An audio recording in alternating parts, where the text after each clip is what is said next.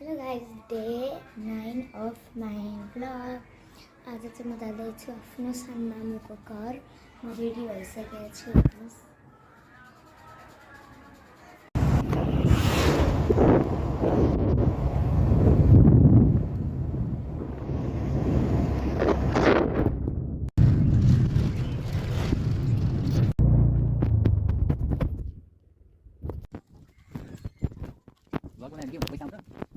Guys म पुग्सकेँ सानमामुको घर। म देखाउँछु तपाईँलाई।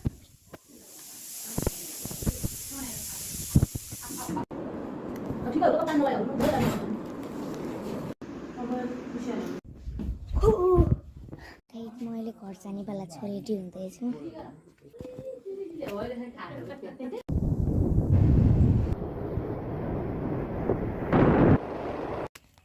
गाइस म पुगिसकेँ घर। मैले कपडा पनि चेन्ज गरिसकेँ। अब मेरो भोलि गाइस मैले पिज्जा खाइसकेँ। धेरै नै टेस्टी थियो।